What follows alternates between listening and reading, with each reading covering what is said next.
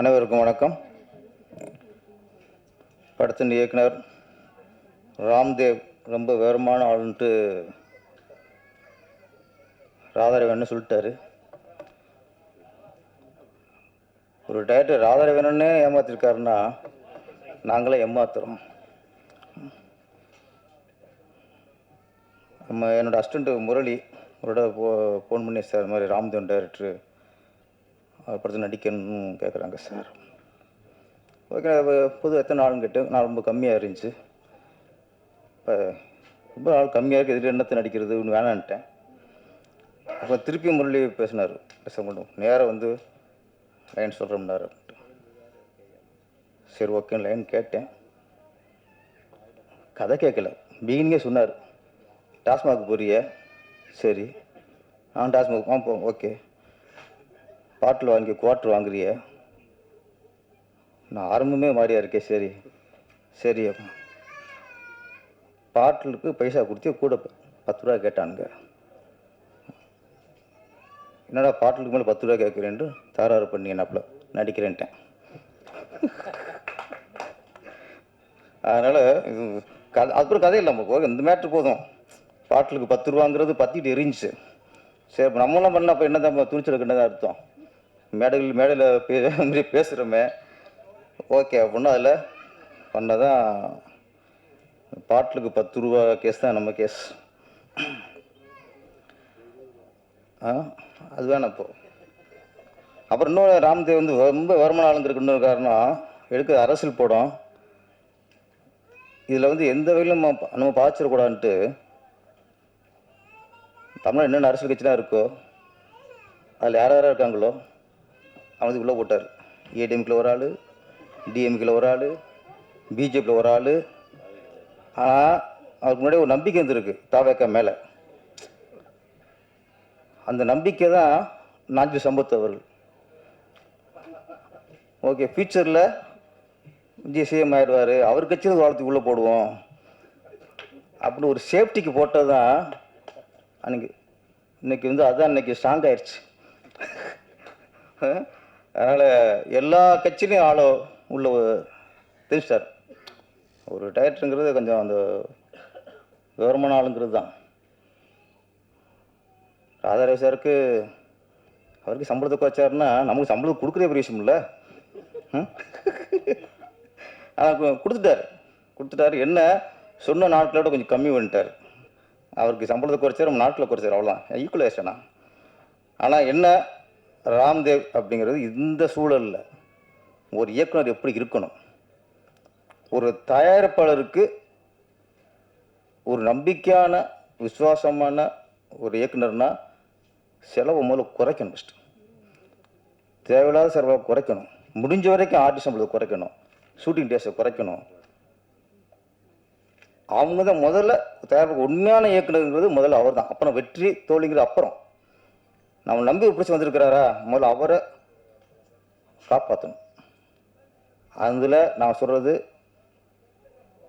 ஒரு தயாரிப்பாளருக்கு உண்மையான இயக்குனர் அப்படிங்கிறத நம்ம ராம்தேவ். ஏன்னா நான் நடித்தாச்சு, நம்மகிட்ட எவ்வளோ குறைக்கணும், எவ்வளோ போராடி இருப்பார், நிறைய போராடுவார். இன்னும் விழுக்கு போராடுற அப்படின்னா அது அவருக்கு இல்லை, தயாரிப்பாளருக்கு செலவை குறைக்கணும்னு. இந்த மாதிரி இயக்குனர் வெற்றி அடித்தாங்கன்னா நான் சொல்கிறேன், இவர் நம்பி ஒரு எல்லா தயாரிப்பாளருமே நஷ்டம் அடைய மாட்டார்கள். முதல் லாபம் வருது இல்லையோ, நஷ்டம் அடைய மாட்டார்கள். அந்த வகையில் கவிதாலயா சரவணன் அவர்கள் சார், அப்புறம் அவர் நான் பேசியிருக்கேன் சரவணன் சார்கிட்ட. அவர் சொன்னார், இந்த படத்தை பொறுத்த வரைக்கும் கவிதாலயா சரவணன் அவர்கள் தயாரிப்பாளர் இல்லை, ஒரு மனிதநேயமுக்கள் மனிதநேயமுள்ள ஒரு மனிதனாக தான் உள்ள வந்திருக்கார். ஏன்னா அவர் சொன்ன வார்த்தை, சார் நான் வந்து இந்த படத்துக்கு கதைக்காவோ கதையை கேட்டோ நான் உள்ளே வரல சார். அப்படி இதுக்கு வந்தார், நான் இவ்வளோ நடிக்கிறார் நினச்சேன், அதுவும் இல்லை. இதில் முதலீடு பண்ணி போய் சம்பாதிக்க நினைச்சாரா, அதுவும் இல்லை. ஒன்று சொன்னார் சார், ராம்தேவ் வந்தார், இந்த மாதிரி படம் ஆரம்பிச்சிருக்காரு, 10 நின்று போச்சு. அப்போ ஒரு இயக்குனர் அவர் லட்சியம் இந்த படம், அதில் 10 வச்சு ஒரு இயக்குனருக்கு நம்ம ஒரு பெரிய செலவு, அவர் பற்றி பெரிய செலவு இல்லை, ஓகே ஒரு அமௌண்ட் கொடுத்து அவர் லட்சியம் நிறைவேற்றுங்கிறதுக்காகத்தான் இந்த படம் பண்ணாரே தவிர கதைக்காக இல்லை. அப்போ ஒரு இயக்குனராக நாங்களும் அப்படி அடிபட்டு முந்திவிட்டு வந்தவங்க தானே. ஒரு தயாரிப்பாளர் வந்து ஒரு டைரக்டர் பாயில் படம் வச்சுட்டு கை கொடுக்கும் கை அவர் கவிதாலயா சரவணன் சார். நன்றி சார், நம்ம எங்கள் இயக்குனருக்கு சப்போர்ட் பண்ணியிருக்கீங்க. அப்போ வந்து அரசியல் படங்கிறது இப்போ லியா சார் வந்து லிஸ்ட் நிறையா விட்டார். நிறையா நிறையா நிறைய பட்டிருக்கீங்க போல இருக்கு.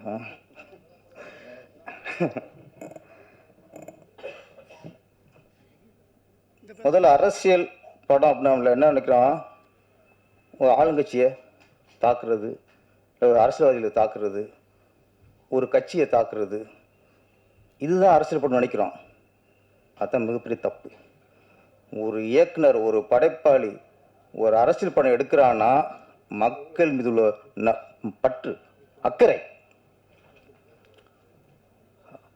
ஆளுங்கட்சி குறைச்சி என்ன வருது, ஒரு கட்சி சரியில்லை, ஆளுங்கட்சியில் ஒரு அமைச்சர் சரியில்லை, நிர்வாகம் சரியில்லை, செயல்பாடு சரியில்லைன்னா அது நம்ம குறை நினைக்கிறோம். மக்களுக்காக மக்கள் மீது அக்கறையின் அடிப்படையில் எடுக்கிற படம் தான் அரசியல் படம். அதனால இந்த அரசியல் படங்களுக்கு சென்சார் டிஸ்டர்ப் பண்ணாலோ அரசியல் கட்சி டிஸ்டர்ப் பண்ணாலோ மக்கள் சப்போர்ட் இருக்கணும். ஒரு அரசியல் கட்சிக்கு ஒரு தடை வருதுன்னா முதல்ல மக்கள் குரல் கொடுக்கணும். ஏன்னா மக்களுக்கு அடுக்கப்பட்ட படம். இப்போ மக்கள் தலைவனா என்ன, மக்களுக்கான தலைவன். இந்த படத்தோட கதை ஓட்டம் காமெடியாக இருக்குமே தவிர இதோட கருத்து ரொம்ப ஆழமானது. மக்கள் ஒரு அரசியல் கட்சி சார்ந்தவரை மக்கள் எப்படி ஏமாத்துறாங்க அப்படிங்கிறத சொல்றான். யாருக்கா சொல்றான்? அரசியல்வாதிக்காவா? மக்கள் உஷாரா இருங்க. அதான் நான் வந்து எம்ஜிஆர், புரட்சித்தலைவர் எம்ஜிஆர் காலத்தை நான் வந்து இந்த வகையில் நான் பொற்காலம் சொல்லுவேன். ஏன்னா அவர் ஆட்சியில் இருக்கும்போது அப்பொழுதுதான் அதிகமாக அரசியல் படம் வந்தது. ஒரு பக்கம் மணிவண்ணன் சார், இன்னொரு பக்கம் வி.சி. குகநாதன் சார், இன்னொரு பக்கம் ராமநாராயணன் சார்,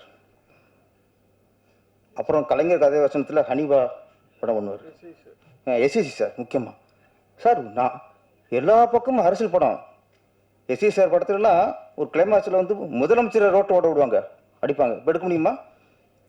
எல்லாத்தையும் சகிச்சுட்டு ஒரு புரட்சித்தலைவர் எம்ஜிஆர் அவர் இருக்கும்போது தான் நிறைய அரசியல் படங்கள் வந்துச்சு. அதுக்கப்புறம் விமர்சனங்களை தாங்குகிற சக்தி அரசியல் தலைவருக்கு இல்லை. எந்த அரசியலுக்கு பேசினாலும் நம்மளை தான் பேசுகிறாங்களோ பயம். எம்ஜிஆர் ஏன் எல்லாத்தையும் விட்டாருன்னா அவருக்கு மக்கள் மீது நம்பிக்கை இருந்துச்சு. நீ என்ன சொல்லுங்க, நீங்கள் என்ன விமர்சனம் பண்ணுங்க, மக்களை நம்புகிறாங்க, அவங்க ஓட்டு போடுவாங்க நம்பிக்கை எம்ஜிஆர் இருந்துச்சு. உங்களுக்கு இல்லை. ஒரு படத்தை பார்த்தா மக்கள் மாற்றி போட போகிறான். ஏன் தலைவாக்கு டிஸ்டர்ப் ஆச்சு? ஏன் ஜனநாயகனுக்கு டிஸ்டர்ப் ஆச்சு? ஏன் இன்னைக்கு அரசியல் படம் இருக்கு, ஏன் இவ்வளோ பயப்படுறாங்க? எல்லாத்துக்கும் காரணம் இன்னைக்கு உள்ள அரசியல் தலைவர்களுக்கு பயம் பயம் பயம். விமர்சனம் தாங்குற பக்குவமும் இல்லை. ஒரு யூடியூப்ல ஒரு விமர்சனம் பண்ண முடியல, தூக்கி உள்ள வச்சுறாங்க. ஒரு பத்திரிக்கையாளர் ஒரு விமர்சனம் பண்ண முடியல, தூக்கி உள்ள வச்சுறாங்க. ஒரு தலைவனுக்குள்ள தகுதி எந்த பதவியாக இருக்கும், எந்த பதவி வந்தாலும் சரி, அவங்களுக்குள்ள ஒரே ஃபஸ்ட்டு முதல் தகுதி நீங்கள் விமர்சனத்தை தாங்கிக் கொள்ள வேண்டும். இல்லைன்னா பொது வாழ்க்கை வராதியா. நீங்கள் உங்கள் குடும்பம் உண்டு, உங்கள் கோத்திரம் உண்டு, போயிட்டுருங்க. இன்னைக்கு அரசியல் வந்து மக்கள் சொல்ல பயப்படுறாங்க. இந்த சூழலில் மக்கள் தலைவா அப்படிங்கிற படத்தை முழுக்க முழுக்க அரசியல் அரசியல் அரசியல். உண்மையிலே 4 வருஷம் நீங்கள் உள்ள நடிச்சுதான் நம்ம நன்றி சார். ஏன்னா எங்களுக்கு பக்க படம். அப்புறம் பழக்கப்பே அண்ணன், நான் தான் அவரை ஃபஸ்ட்டு நடிகரை உள்ளே கொண்டு வந்தேன். திருவண்ணாமலை படத்தில் ஒரு சிஎம்மா, நல்ல சிஎம்மா, அது பெரிய விஷயம் இல்லை, ஒரு நல்ல சிஎம்மா நடிக்க வச்சது நான் தான். இந்த படத்தில் அவர் கூட நடிக்கும்போது நான் மிரண்டேன். சார் இன்னைக்குள்ள நடிகர் ராதாரவிலாம் தாண்டி இருப்பார் அவ்வளோ இருக்கு, அப்படி நடிக்கிறார் அவர். டைலாக்லாம் இப்போ நம்மகிட்ட கொடுத்தாரு 10 ரூபா மனப்பாடம் பண்ணுவான். டேரக்டர் சொல்கிறாரு, அது அப்படி காதில் வாங்கிக்கிறாரு. ஓகே தம்பி டேக் போயிடலாம் அப்படிங்கிறாரு. சார் அடிக்கிறார். ஒரு ஒரு ஒன்முறை இல்லை, எப்படி உள்வாங்கி அவ்வளோ இயல்பாக நடிக்கிறாருங்கிறது எனக்கு ரொம்ப வேப்பாக போச்சு. அவரோட ஒரு சீன், நான் சும்மா பின்னாடி உட்காந்துருக்கேன், ஃபுல்லாக அவரும் டைலாக்கு. என்ன பார்த்தாரு, டேரக்டர் கூப்பிட்டாரு, ஏப்பா இவ்வளோ டேரக்டர் கூட உட்கார வச்சுருக்க, டைலாக் இல்லை என்னாப்புல. இப்போ நான் சொன்னேன், இல்லை சார் இந்த இதில் நீங்கள் தான் பேசணும், நான் பேசக்கூடாது. அப்படியா? அவருக்கு நான் டைலாக் இல்லாமல் உட்காரு அவருக்கு உறுத்துது. நான் அந்தளவுக்கு இன்றைக்கி நான் சம்பத் சார் பள்ளக்கருப்பையா அண்ணன் நல்ல அரசியல்வாதிங்கிற விட மிகப்பெரிய நல்ல நடிகரான உருவாயிருக்கார். நீங்களும் வந்துடணும். அப்படி நீங்கள் அரசு நம்பி இருக்காதீங்க, எப்போ காலம் வரும்னு தெரியாது. உங்களுக்கு ஆனால் சினிமா கை கொடுக்கும். உங்களுக்கு இந்த கட்சியிலன்னா எந்த கட்சியுமே நம்மளுக்கு வந்து நிரந்தரம் இல்லை. அதனால் சினிமா நிரந்தரம் சார். பள்ளக்கருப்பையா அண்ணனுக்கு எங்கள் சினிமா நிரந்தரம், தொடர்ந்து வாய்ப்பு கொடுக்கும். நாஞ்சி சம்பத் சாருக்கு தொடர்ந்து எங்கள் சினிமாவில் உங்களுக்கு நாங்கள் வர இருப்போம். அதனால் நீங்கள் அரசியல் நம்புகிறத விட எங்கள் சினிமா நம்புங்க. நாங்கள் அவருக்கு பிஆர் நாங்கள் அனுப்புகிறோம், மேனேஜர் அனுப்புகிறோம், நிறையா வச்சுருக்கோம். சினிமா தான் சார் உங்களுக்கு இனிமேல் உங்களுக்கு சரி பழக்கருப்பேன் இருக்கேன். ஏன்னா மக்கள் தலைவருக்கு அப்புறம் பாருங்கள், நீங்கள் வந்து மிகப்பெரிய நடிகராக வந்துடுவீங்க, பிரபல நடிகராகிடுவீங்க. அதுக்கப்புறம் நீ தனியாக கட்சி ஆரம்பிக்க நாங்கள் வரோம். நன்றி, வணக்கம்.